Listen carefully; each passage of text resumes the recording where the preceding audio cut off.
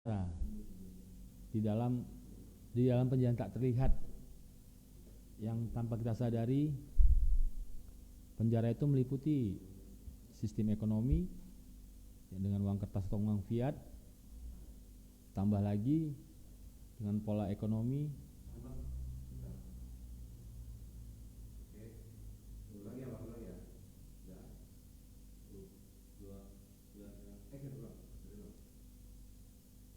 apakah ini kondisi yang terjadi di masyarakat saat ini? Mungkin kita tidak sadar pemiskinan terjadi dalam 75 tahun Indonesia merdeka.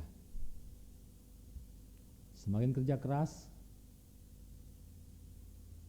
tidak semakin sejahtera. Tidak memiliki pemahaman terhadap situasi yang terjadi saat ini.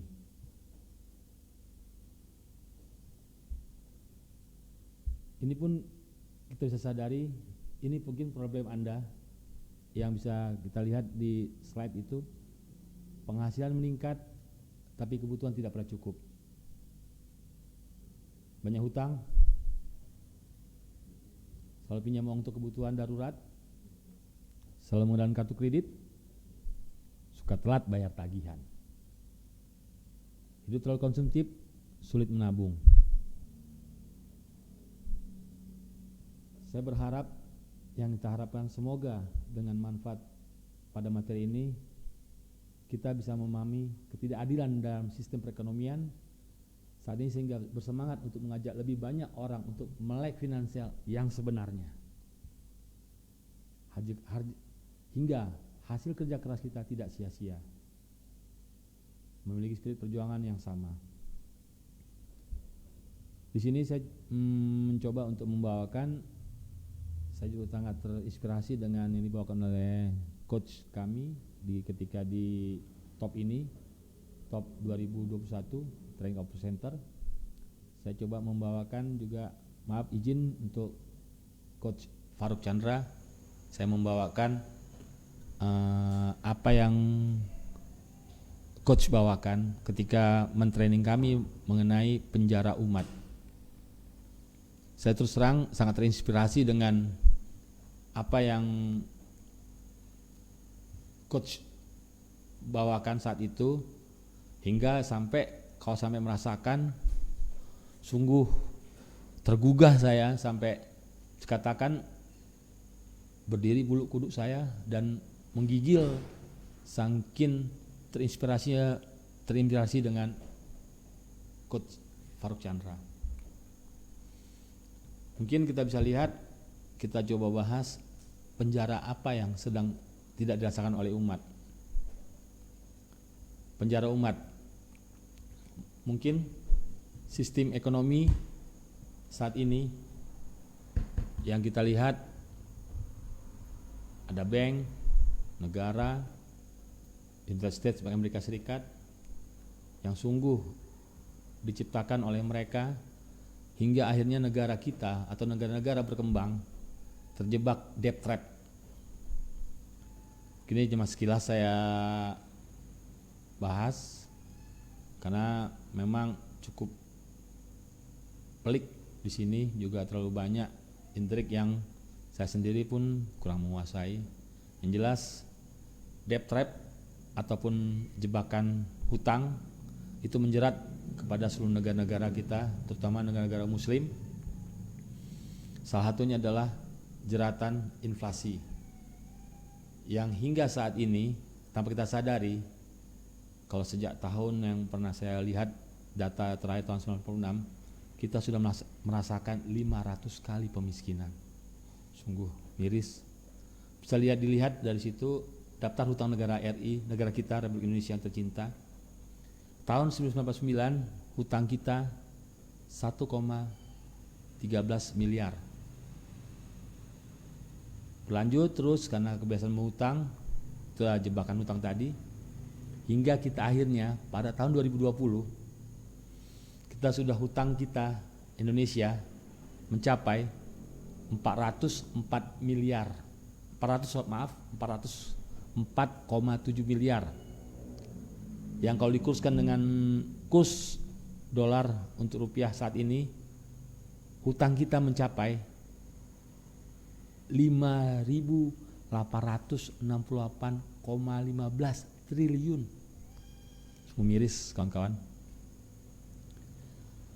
Jumlah penduduk Indonesia mungkin 240 juta jiwa. Jadi setiap penduduk Indonesia saat ini terbebani hutang sekitar 17 juta rupiah per orang. Ataupun mungkin yang baru bayi yang lahir itu sudah terbebani hutang 17 juta. Jadi kekhawatiran ini sebenarnya sudah dirasakan oleh John F. Kennedy, Presiden Amerika pada tahun kurang lebih 1950-an. Ketika itu beliau mengatakan kepada Pak Soekarno, Presiden pertama kita, Presiden ini mengatakan, "Look at them, did you know they always trying to murder us?" Pak Soekarno menjawab, "Who the hell are they?" Kennedy menjawab, "Says they are Satanis." Mereka lah ya, ataupun kalau istilahnya bilang globalis, cabal yang berusaha untuk menguasai atau dunia ini dengan cara mereka, dengan cara-cara menebar death trap dan menyuburkan hutang serta membuat sistem fiat atau uang kertas tadi. Bisa kita lihat ketika kita bekerja keras dari gambar itu, saya sudah lihat gambar itu melihat kita bekerja memancing, dia mengambil hasil dari yang kita punya. Dampak buruk hutang yang kita rasakan saat ini, pemerintah terlalu besar beban dari APBN, artinya kemampuan negara untuk membayar hutang tersebut. Bila hutang suatu negara yang besar dan merampaui rasio aman, maka bisa menimbulkan default atau gagal bayar. Kalau sudah gagal bayar, negara bisa dibilang bangkrut di mata internasional, dan tidak ada yang mau memberikan pinjaman atau berminat untuk melakukan investasi, menanamkan modalnya. Kalaupun ada negara yang memberikan pinjaman utang, makanya pun menjadi lebih tinggi, lebih mahal. Karena negara yang menerima utang harus memberikan bunga yang lebih tinggi. Dengan demikian APBN jadi tidak kredibel di mata investor. Akhirnya negara akan sulit menarik investasi masuk ke tanah air atau mempengaruhi perekonomian dalam negeri. Kalau investasi enggan masuk, industri akan sulit tumbuh dan banyak negara tidak akan terserap. Kemiskinan pun akan meningkat. Sejarah penggunaan kertas. Bagaimana sejarah terjadinya uang kertas menjadi alat tukar? Mungkin bisa kita lihat dari video berikut yang kita diklik di OA Gold itu, biar nampak bahwasanya bagaimana asal mula uang itu, uang fiat ataupun uang kertas itu terjadi. Silakan pada saudaraku atau kawan-kawan sekalian melihat gimana asal muasal uang bank itu terjadi.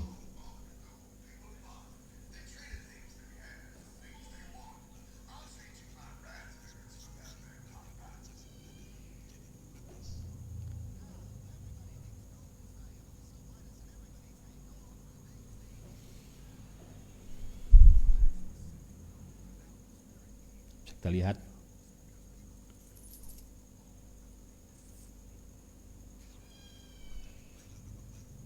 bisa lihat, tonton saudaraku, kawan-kawan sekalian. Inilah sejarah uang yang secara tidak langsung atau tidak kita ketahui kita dirampok secara perlahan-lahan oleh mereka.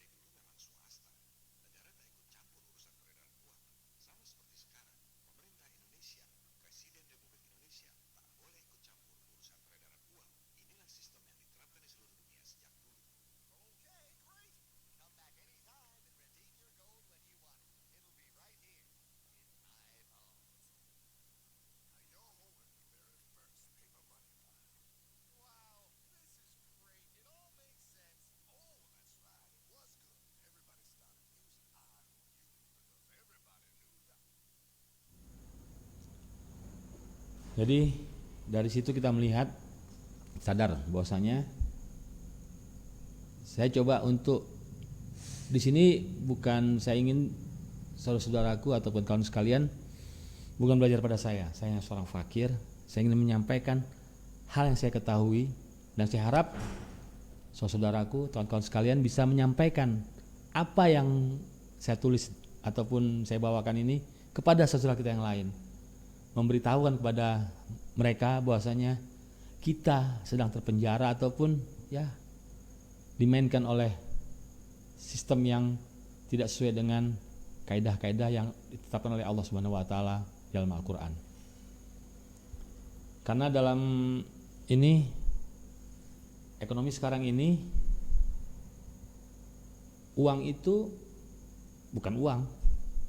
Karena kita harus bisa membedakan mana uang sejati atau mana mata uang atau currency.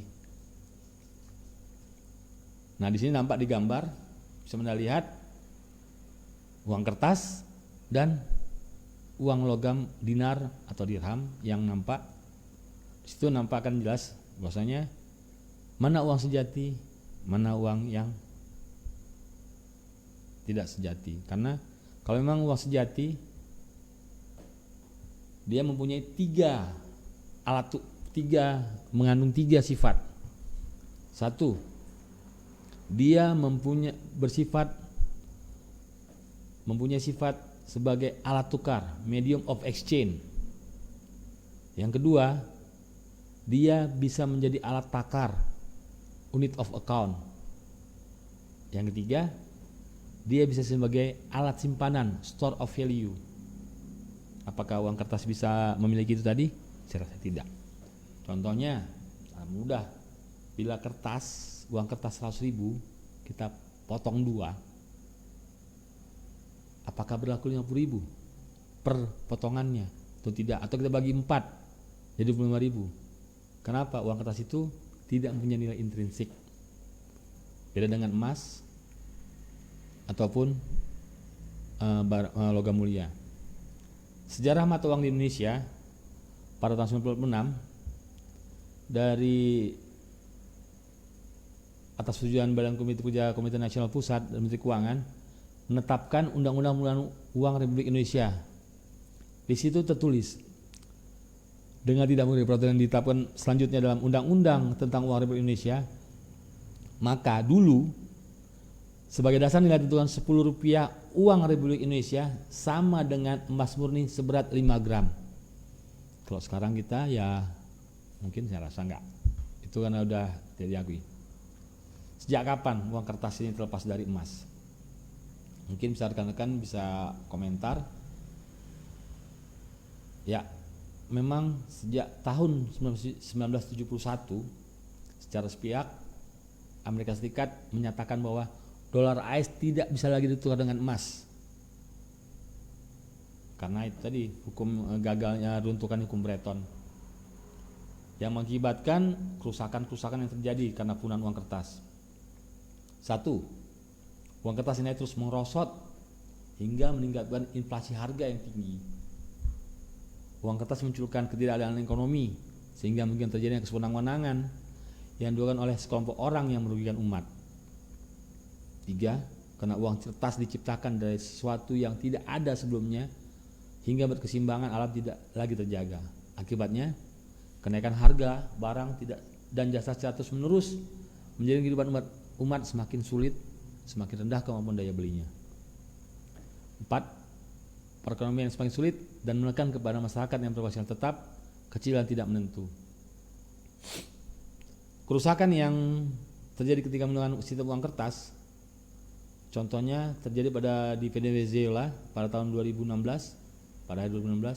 Saat itu Venezuela, harga segulung kertas toilet dijual seharga 2,6 juta dolar, 2,6 juta bolivar, yang setara dengan 0, dolar AS Amerika Serikat. Di Hungaria, saat hiperinflasi terjadi pada tahun 1945, uang bahkan sampai disapu di jalanan saking tidak berharganya. Dampaknya kemiskinan terjadi bukan karena tidak punya uang, melainkan uang dicetak berlebihan. Jadi ini mungkin masuk barang ketiga, mengembalikan kejayaan dengan emas. Dan disinilah EOA hadir untuk umat. Kita bisa lihat di video ini.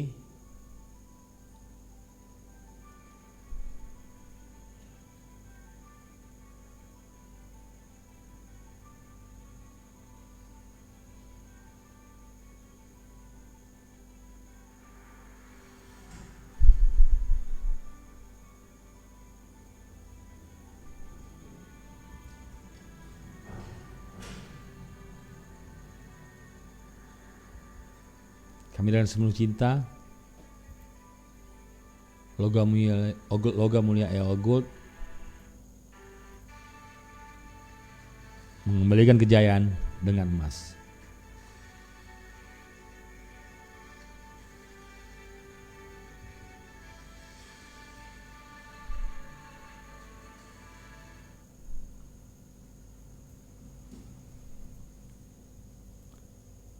Bagaimana strateginya kita menggunakan emas?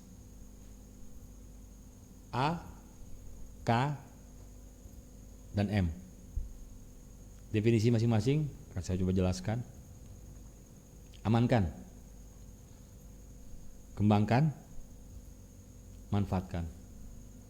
Di sini saya berharap kepada saudara-saudara kita, saudara-saudara sekalian, ataupun bapak ibu sekalian yang masih menonton acara ini, segera kita konversikan uang kertas kita kepada emas. Karena untuk melindungi aset kita, kembangkan, ikuti program-program peradaban yang diinisiasi oleh PPA melalui EOA Club. Maka produktif, manfaatkan untuk mewujudkan impian dan harapan kebangkitan umat, mengembalikan kejayaan keluarga, membalikan kejayaan negeri, hingga mengembalikan kejayaan agama Islam.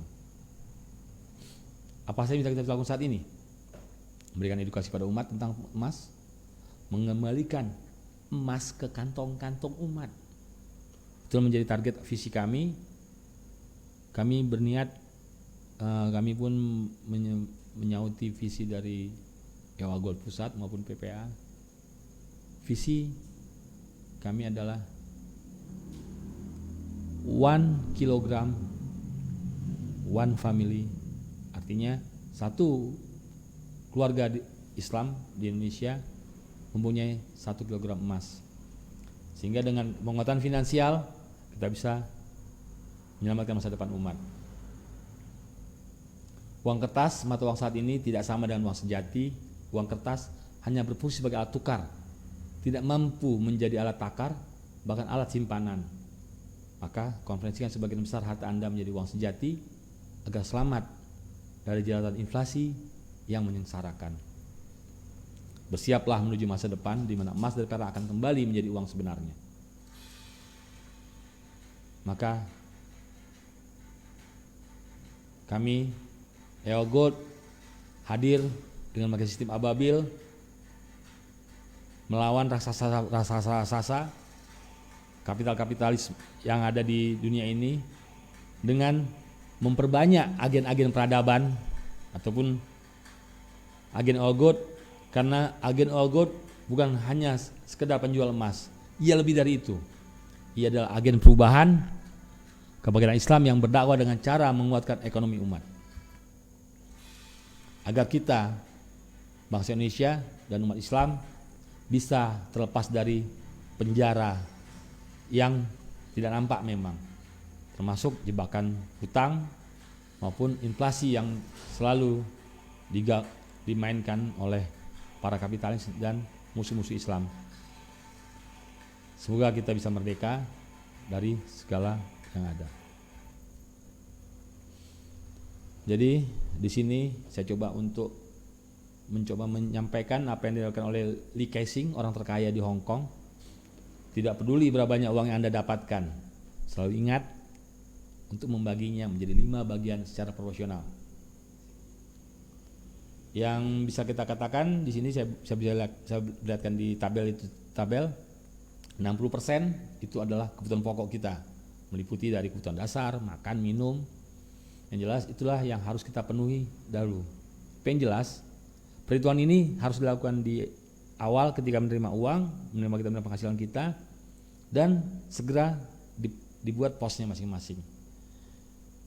Sehingga tidak ada istilahnya menabung itu belakangan ataupun zakat belakangan. Pokoknya udah ada pos masing-masing atau kita buat laci masing-masing yang pendistribusiannya seperti yang ada di dalam tabel. 60% untuk kebutuhan pokok, 10% itu harus tabungan, 10% lifestyle ataupun kehidupan, mau lifestyle untuk makan minum di warung kopi ataupun di kafe ataupun untuk liburan, 10% ziswab, zakat, infak, wakaf, sedekah, wakaf, 10% lagi darurat. Itulah yang harus kita presentasikan dalam penghasilan kita. Nah, di sini saya mengajak kita menabung emas di awal, bukan dari sisa-sisa yang ada.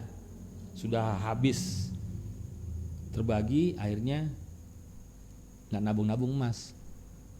Makanya saya harapkan saya pun juga sedang berusaha untuk mentaati apa yang menjadi tabel yang bisa saudara lihat di layar. Saya coba karena menabung emas ini bukan masalah besarnya, tapi kita harus konsisten dan mentaati apa yang kita sudah ucapkan.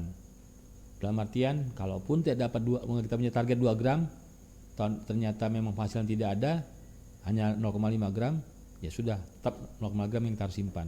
Tapi yang jelas, saya berharap dengan materi yang saya bawakan ini kita sadar bahwasanya jebakan inflasi, jebakan hutang, itu semua bisa diatasi kalau kita mau menyimpan emas. Karena emas itu mempunyai 14 manfaat. 1. Safe haven. 2. Mempunyai sifat harga cenderung naik. Dia zero inflation, anti inflasi, tabungan terbaik, hakim yang adil.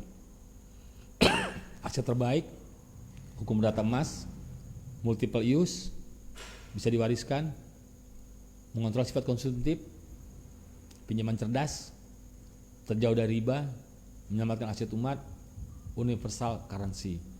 Ya mungkin di lain waktu akan coba saya jelaskan kepada kawan-kawan sekalian. 1 emas Anda bisa membiayai sebagai banjam kebutuhan Anda asal tahu ilmunya. Maka terus tambahkan simpan emas Anda agar semakin kuat daya beli Anda dan keluarga, kata Mr. Gold. Simpan dan siarkanlah emas kepada banyak orang, maka Anda sedang membangun kekuatan finansial dan kebangkitan umat. Di sini saya berharap dengan materi ini kita bisa menyadari dan juga kawan-kawan bisa menyampaikan kepada saudara kita yang lain bahwasanya perlunya kita menabung emas yang setidaknya kita lakukan di awal, jangan di akhir, sehingga kita memang punya niat yang kuat untuk menabung emas. Dan saya juga berharap atau menghimbau, mari bergabung menjadi tim Syiar Ewa Gold, maka akan menjadi bagian dalam mengembalikan kejayaan dengan emas.